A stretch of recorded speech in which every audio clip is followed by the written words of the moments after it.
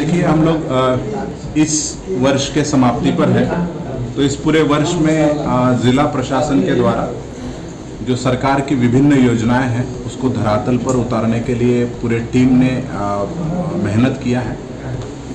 Specially इसमें हम लोग जो गढ़वा की बात होती है तो बूढ़ा पहाड़ में जब 12 अक्टूबर को माननीय मुख्यमंत्री जी के निर्देश के बाद हम लोगों की टीम वहाँ पे गई और उसके बाद न सिर्फ हम लोगों ने वहाँ पे डोर टू डोर सर्वे करके एक एक परिवार के सदस्यों को चिन्हित करके एक एक परिवार को 10-10, 12-12 योजनाओं से आच्छादित करने का कार्य हम लोग कर रहे हैं।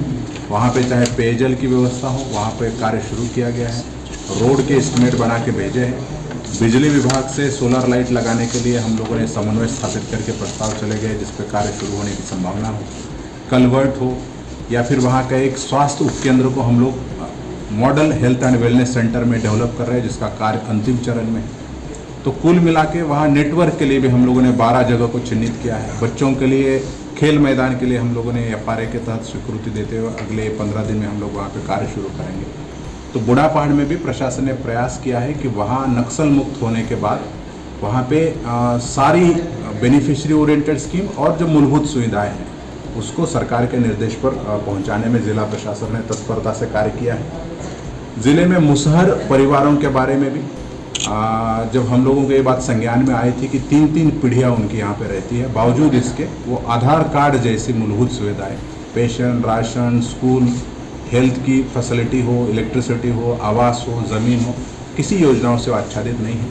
तो इसमें भी माननीय मुख्यमंत्री जी ने कहा कि आप हर घर का सर्वे कराइए और इन लोगों को योजनाओं से जोड़िए। तो हमारे यहाँ ज़िले में जितने मुसहर बस्तियाँ हैं वहाँ पे लगभग हर बस्ती पे हमारे BDOs पहुँचे हैं, उनका सर्वे किया जा रहा है डोर टू डोर। और अब तक हम लोगों ने लगभग 1141 लोगों को चिन्हित किया है मुसहर परिवार के, और उसमें से सैकड़ों लोगों को, चाहे हम लोगों ने आधार हो, बच्चों का 125 से ज़्यादा बच्चों का हम लोगों ने स्कूल में नामांकन करवाया है और उनको आवास, पशु शेड की स्वीकृत करा के पशुपालन योजना विभाग की भी योजनाओं से जोड़ा है। और हम लोगों का प्रयास रहेगा कि अगले 2 महीने में इन सारे लोगों को जिस योजना की अर्हता वो रखते हैं उसको हम लोग सैचुरेशन मोड पे उनको कवर करेंगे। सर्वजन पेंशन योजना जो सरकार की काफ़ी महत्वाकांक्षी योजना है, उसमें भी इस साल लगभग 34,000 लोगों को हम लोगों ने इस योजना से जोड़ा है। और इससे महत्वपूर्ण बात यह है कि इसमें ऐसे लोगों को हम लोगों ने जोड़ा है जो जनरली वंचित थे, जैसे बूढ़ा पहाड़ क्षेत्र के लोग को, प्लस PVTG परिवारों का हम लोगों ने डोर टू डोर सर्वे कराया। 1046 आदिम जनजाति के लोगों को हम लोगों ने जोड़ा। हीमोफीलिया, सिकल सेल, बौनापन, कुष्ठ जैसे रोगों से जो लोग ग्रसित हैं उनके लिए हम लोगों ने विशेष दिव्यांगता शिविर का आयोजन करके उसमें लगभग 450 लोगों को हम लोगों ने सर्टिफिकेट इशू कराए और 329 लोगों को हम लोगों ने पेंशन भी स्वीकृत किया। प्लस मुसहर परिवारों को हम लोग पेंशन स्वीकृत करा रहे हैं। HIV से पीड़ित जो लोग हैं उनको पलामू में उनके ट्रीटमेंट सेंटर से कोऑर्डिनेट करके हम लोगों ने 117 लोगों को उससे जोड़ा। तो कुल मिलाकर जो रूटीन वे में जो वंचित रह जाते हैं इन योजनाओं से, उनको हम लोगों ने प्राथमिकता के तौर से उनके घर तक जाके, उनको किसी ऑफिस में आने की ज़रूरत नहीं पड़ी, बल्कि प्रशासन ने उनके घर पे जाके सर्वे करा के उनको आच्छादित करने का काम किया है। एक सुखाड़ को देखते हुए काफ़ी महत्वपूर्ण हो जाता है लोगों को यहाँ रोजगार मिले, तो मनरेगा योजना जो है इसमें भी प्रशासन का इस वर्ष प्रयास रहा है कि जो चालू योजना है उसको प्राथमिकता के तौर पे हम लोग पूर्ण कराएं और जो लेबर इंटेंसिव जो स्कीम्स है उस स्कीम्स को ज़्यादा से ज़्यादा लेके हम लोगों ने इसको कंप्लीट कराने का कार्य किया है। 41,000 से ज़्यादा योजनाएं इस साल कंप्लीट हुई है और 32,178 आवास इस साल प्रधानमंत्री आवास योजना से ज़िले ने पूर्ण कराया है, जो राज्य में दूसरे नंबर पे है। तो ज़िले के उप विकास आयुक्त और उनकी पूरी टीम ने ये जो मेहनत किया इसी का ये नतीजा है।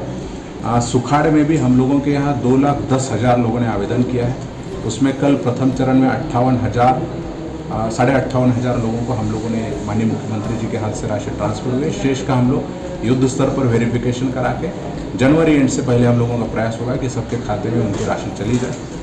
और CMEGP में भी जो पिछले साल, चाहे CMEGP हो, प्री मैट्रिक हो या अन्य योजना हो, हम लोगों ने पिछले साल चाहे SC/ST एक्ट में जो लोगों को राशि मिलती है वो हो, तो इन सारी योजनाओं में पिछले साल की जो उपलब्धि थी पूरे वित्तीय वर्ष से, उससे ज़्यादा उपलब्धि हम लोगों ने अभी दिसंबर एंड तक इस साल में की है। और हम लोगों का और भी प्रयास रहेगा कि 100% अर्हता वाले लोगों को हम लोग मार्च एंड तक जोड़ें।